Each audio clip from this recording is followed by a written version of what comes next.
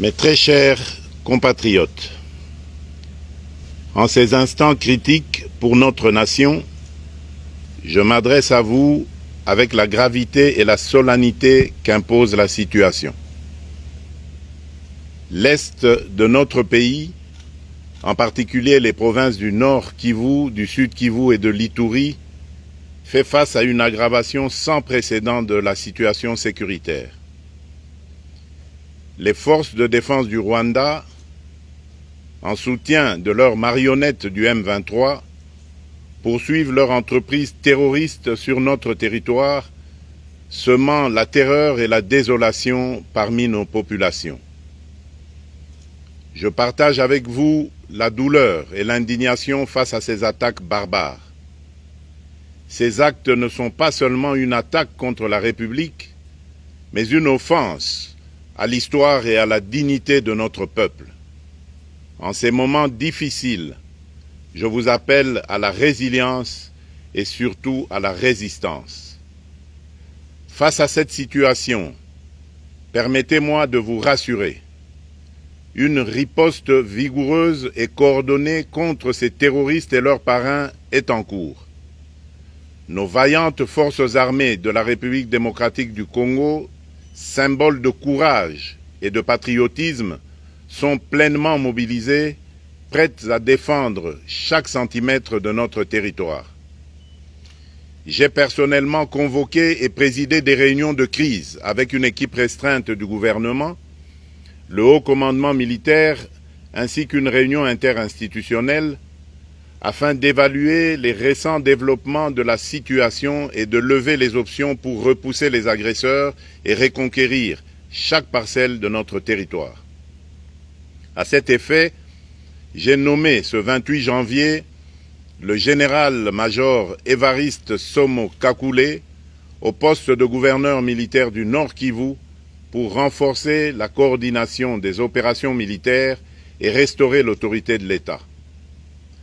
Parallèlement, nous avons engagé d'importantes démarches diplomatiques, notamment au sein du Conseil de sécurité des Nations Unies, ainsi que dans le cadre du processus de paix de Luanda, auquel nous restons pleinement engagés malgré les obstacles. Nous privilégions la voie du dialogue, mais toujours avec lucidité, tout en restant fermement résolus à défendre notre territoire et notre souveraineté par tous les moyens nécessaires. Mais ce combat n'est pas seulement celui des FARDC. C'est le combat de tout un peuple, le combat de notre identité congolaise, afin de léguer aux générations futures un pays prospère et en paix.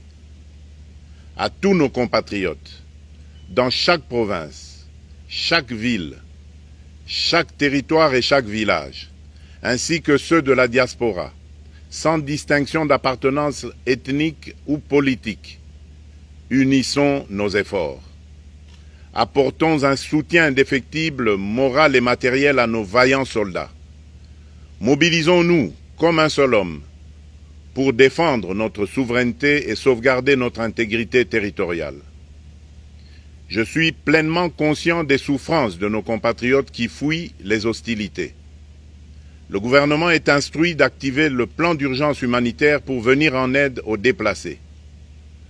À vous, habitants de Goma et des environs, je ressens profondément votre douleur qui est aussi la mienne. Elle traverse nos cœurs et nos âmes en tant que fils et filles d'une même patrie.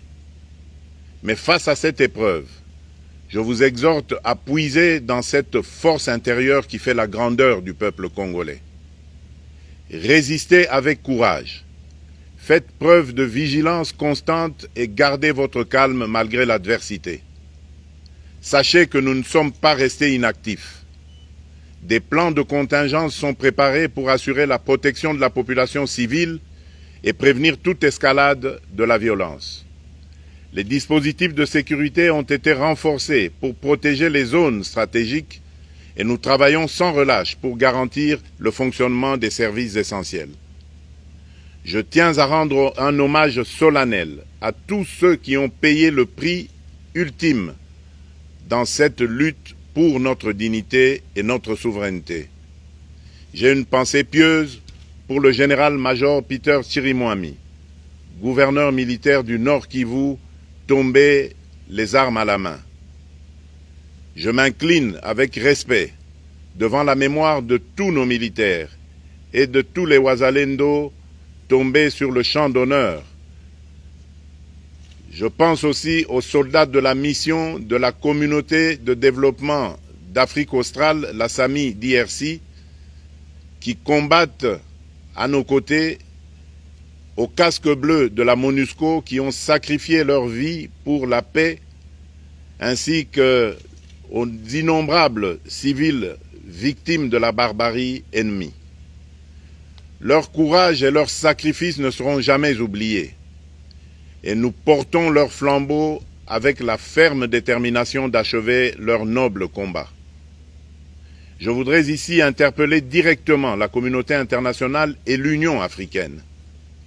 Le Rwanda continue de violer ouvertement et sans scrupule les principes fondamentaux de la Charte des Nations Unies ainsi que les accords régionaux. Pire, ces agissements se déroulent dans une impunité totale et ce, avec un mépris manifeste des règles internationales et des valeurs que ces institutions sont censées défendre. Cette attitude arrogante, qui ne cherche même plus à masquer ses forfaits, est une provocation inacceptable à l'égard de notre souveraineté et de la stabilité régionale.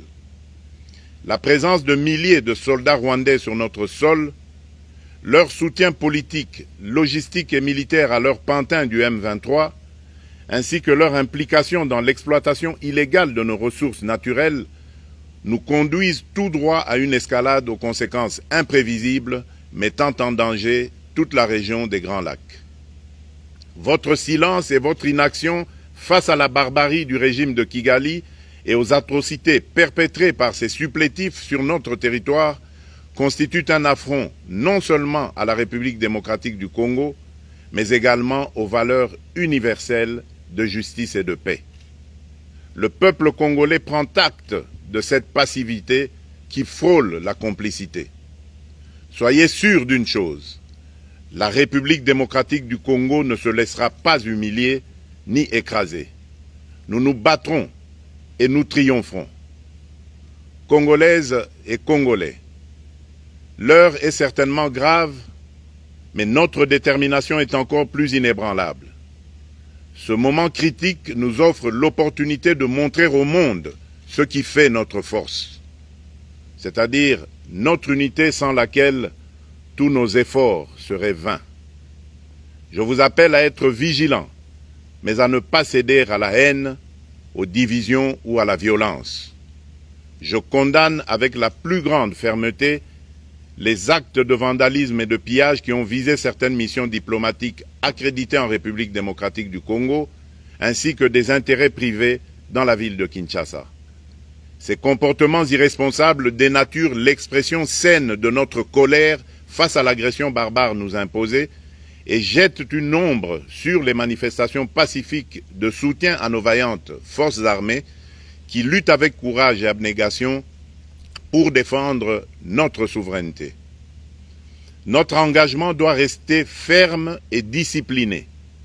Nous gagnerons cette guerre par notre unité, notre courage et notre sens de responsabilité, et non par la violence aveugle et par l'anarchie. Cette victoire ne sera possible que si chaque Congolais, où qu'il soit, prend toute la mesure du combat qui est le nôtre.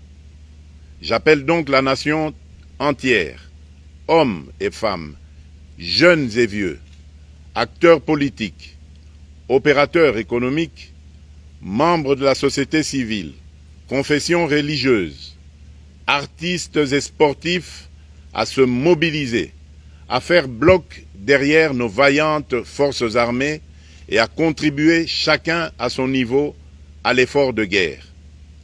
J'ai instruit le gouvernement de mettre en place des mesures rigoureuses de réduction du train de vie des institutions et de leurs animateurs afin que les ressources ainsi économisées soient directement réorientées vers le soutien à nos forces armées. Dans cet effort national, j'en appelle également à la responsabilité du secteur privé, qui est invité à contribuer activement à cette cause commune. Nos soldats se battent avec héroïsme pour la défense de notre intégrité territoriale et de notre souveraineté. Ils ont besoin de notre soutien total, qu'il soit moral, matériel ou logistique.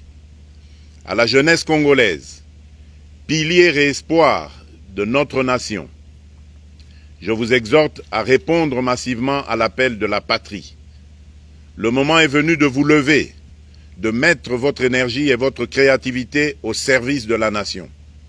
Nous devons renforcer nos rangs et chaque jeune Congolais prêt à défendre son pays a une place au sein de nos forces armées. Enrôlez-vous massivement dans l'armée. Vous êtes le fer de lance de notre projet et votre mobilisation est déterminante pour la victoire finale. Aux braves populations du Nord Kivu, du Sud Kivu et de l'Ituri, vous êtes le symbole de la résilience congolaise, une source d'inspiration pour toute la nation. Vous n'êtes pas seuls dans cette épreuve. La République tout entière se tient à vos côtés, unis dans l'espoir et la lutte. Ensemble, nous ferons face et surmonterons cette épreuve. À nos vaillantes forces armées et aux vaillants patriotes Wazalendo, véritables sentinelles de la souveraineté nationale, je rends un hommage appuyé et vous exprime au nom de toute la République notre reconnaissance infinie et notre fierté inébranlable. Votre bravoure, votre discipline et votre engagement sans faille inspirent et mobilisent tout un peuple déterminé à défendre son territoire. Sachez-le, la République ne vous abandonnera jamais. Votre combat est le nôtre et vos sacrifices ne seront jamais oubliés.